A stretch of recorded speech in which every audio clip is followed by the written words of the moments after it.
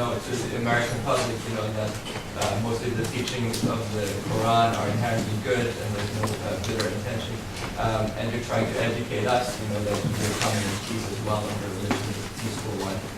Do you do anything to reach out to already radicalized Muslims to change their mind as well, not just our mind, but theirs as well, to get them to be more moderate or more peaceful? Often you'll find those that have already decided to live a life of those gentlemen you saw in the picture. Those, when they get to that far, where they're already planning to do something, at that point, they're not open to listening to anyone that says that they're wrong, even if they're Muslim. And we're not the only ones, only Muslims that would say that they're wrong. In countries like Pakistan and Indonesia, where our voices are silenced, it's very difficult to do that. Although our community does reach out, and we do open events, we reach out to not just people of our mosque, but we reach out to the people of the general public to teach them this is what Islam says. Even here, I don't just speak with those who are not Muslim. Just in December, I spoke at an Islamic conference in Los Angeles for the 1,300 Muslims there, and many of them are youth, and that's what I was really trying to focus on. And the teaching is we want to catch them before they become radicalized, because it really is a continuum. They don't just become radicalized overnight. There's a long process that leads them down this path, and we want to stop that at the pass. We want to help them understand that you can be loyal to your country and loyal to the faith, and there's no contradiction. You could still be a Muslim American. Some within our community try to coin the term Muslim American because there's really nothing on it. So that's what we are doing. We are making consistent strides towards reaching out to those. What percentage or what size is the Ahmadiyya community compared to the Muslim community as a whole? Well, I guess I think it's hard to say simply because the religious community, there aren't as many great records of how many people there are. We are in over 190 countries. We have at least tens of millions of followers worldwide.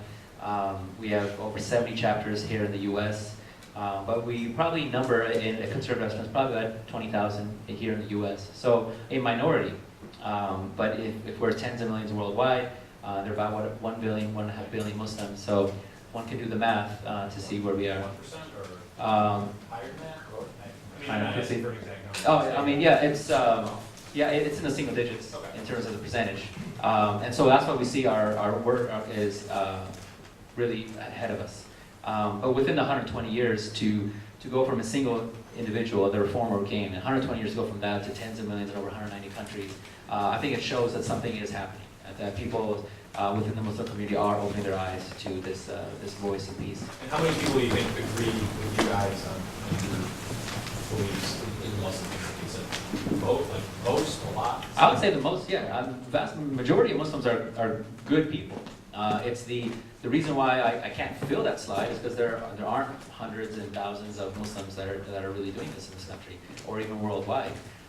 So yeah, the majority are good. I mean, you probably have seen Dr. Zuli Jasser from the AIFD on television a lot these days, and yeah, what he says and what we say quite often we do find agreement. So yeah, we're not the only ones. What I was presenting is what we're doing to change the tide. I'll turn this side. Yes, thanks very much for this excellent presentation. I'm very pleased and grateful that I learned here that this organization exists, and I'm thankful for the leadership that they placed the subject here tonight. Now, I'd like to follow up what was basically discussed earlier.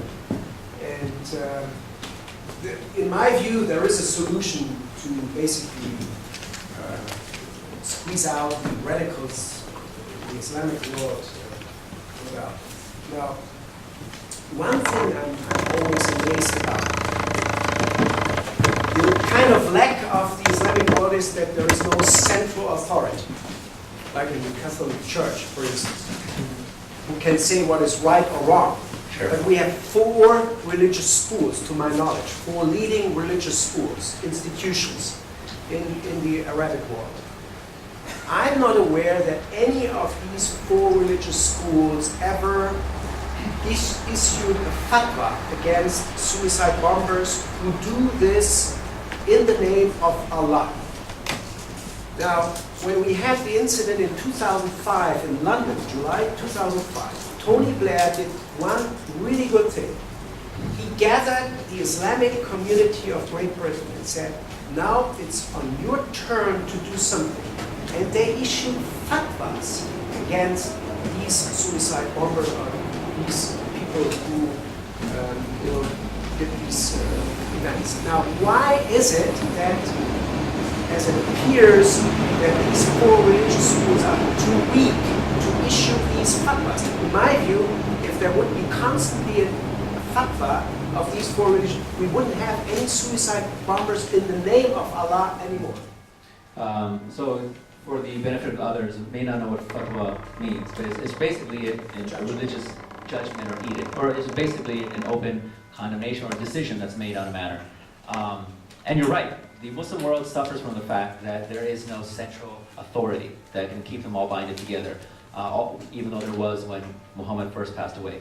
But this is where the Ahmadiyya Muslim community becomes unique in that regard, where we do have one central world leader, much like the Pope system. It's called the Khalifa, who resides in London, and it's under his leadership that we even did a Muslims for Peace campaign. It was under his leadership in that we even condemned any violent acts that committed by Muslims or non-Muslims. It's under his leadership that we speak in favor of the sanctity of life and against death.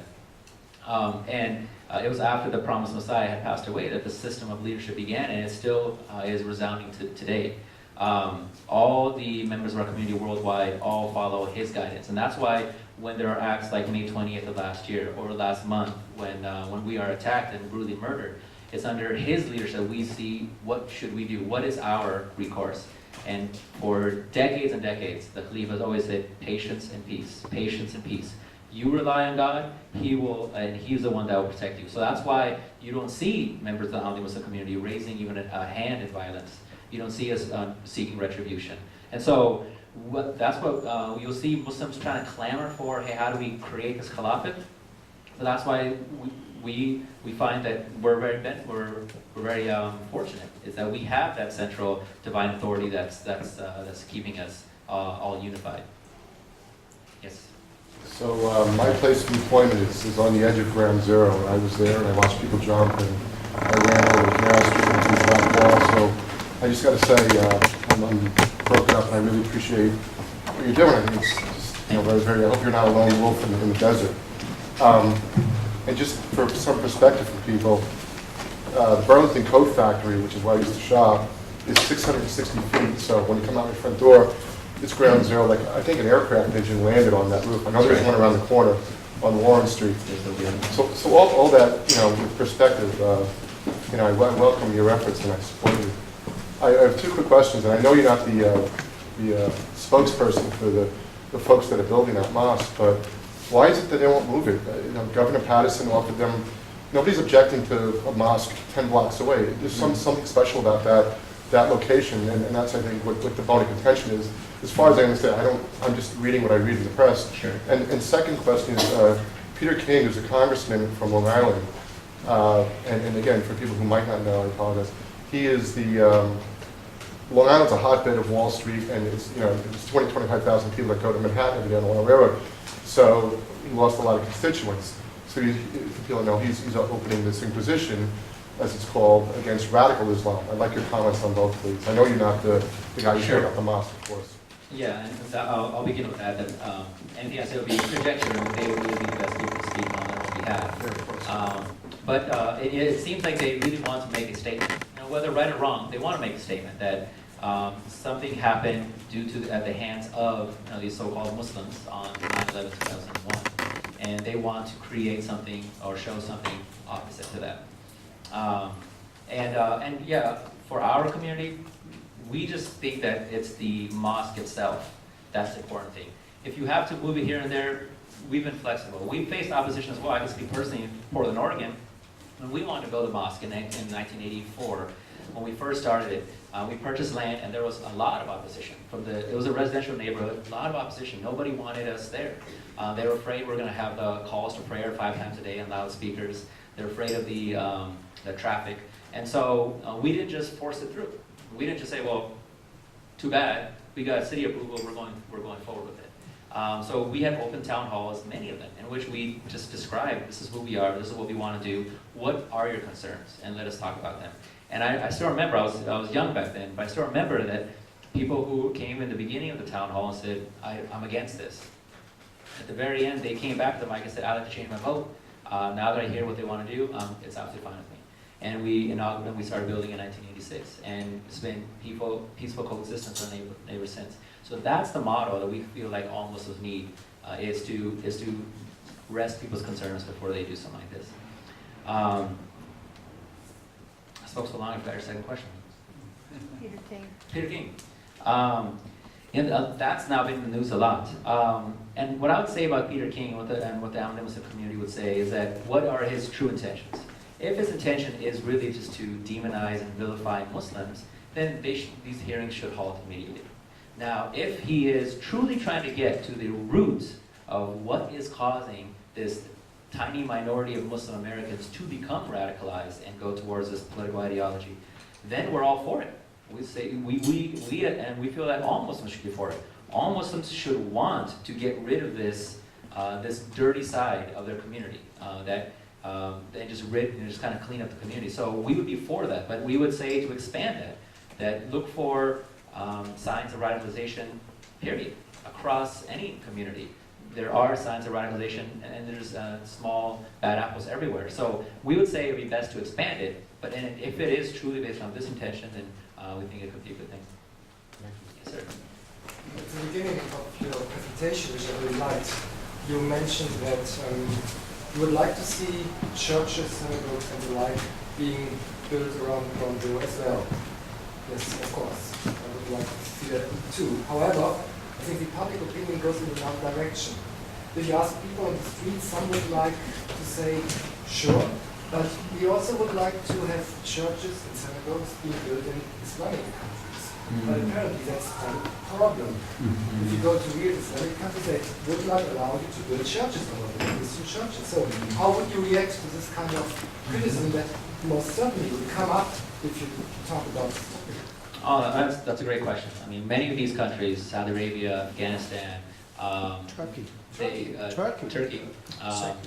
they say they have an Islamic government, but none of them. It's surprising, but no Islamic country in the world has gotten Islamic law right.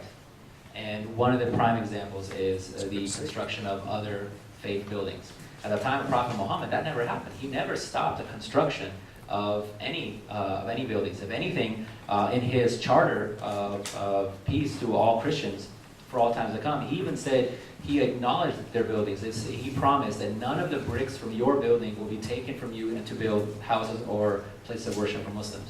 So he said, you have every right to have your own buildings. At the time of Muhammad, he even allowed Christians to pray inside a mosque. If they were already there and they were leaving, he said, oh, what's wrong? Where are you leaving? They said, oh, it's time for prayer. I need to go. A Jew said this and a Christian said this, and he both allowed them to pray inside the mosque. So we believe that it's just a house of God. What name he put on it, in fact, it doesn't matter. If you want to call it a church, you want to call it a synagogue, or you want to call it a mosque. What we would say is these nations that halt the construction of any other building other than a mosque, they're actually, in a sense, slapping in the face of the very religion that they say they speak on behalf of. Islam stands for true pluralism, not just, hey, listen to why we're right. True pluralism, which is anyone has a right to practice their religion the way they see fit. Yes, sir. How do you gauge the success of the programs and that the message is actually reaching the intended audience? Oh, that's a great question.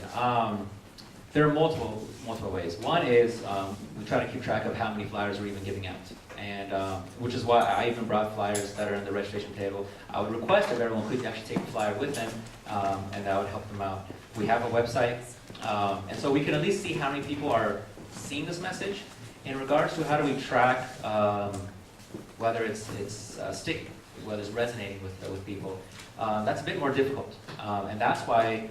Within our youth circle, the Ahmadiyya Muslims Youth Association, we regularly throughout the year, every year, have local, regional, and national events in which we interact with Muslim youth. And we try to get not just members of our community, but any Muslim youth to come. And we try to gauge what's the dialogue. How many of them still feel like they're isolated, they don't know how to be loyal, or they don't want to be loyal to the country? And let's try to address that. So it's through these ongoing programs that we're hoping to see what kind of success we have achieved. Right now it's in its infancy. It's been less than a year since this program has been around, and so it's a bit hard. And I think another gauge for how well this is resonating is when I mention to somebody, oh, do you know the website, Muslim Peace? If people still keep saying, what is that? Oh, what is the Muslim community? Never heard of them. Then we know, well, we have a long way ahead of us, that this message is not really resonating. And so, these type of measures, and that's why, regardless of if people say you're doing a good job or not, we want to keep still pushing forward, because we think this is such a key message that, you know what, for our fellow neighbors to hear so they don't have to fear us, but for our own people to hear so that they don't ruin their lives. Because although we're happy when a bomb plot is foiled and the person is arrested, at the same time we're sad because that young man, his life is done.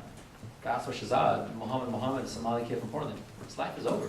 And that's one young Muslim youth who didn't achieve his potential. And so we want to really stop it happening. So that's how we gauge, and we'll keep moving forward. Yes, sir. Is your focus, do you feel mostly in the U.S., or do you feel that there is more work to be done in your home country of Pakistan? And is there an expatriate community that feels that it needs to, in a way, change a lot of attitudes that are overseas because it seems to be having an influence on people here? Oh, absolutely. Yeah, I think what happens in the U.S. is at the end of the line. There's a lot of upstream things that we have to address.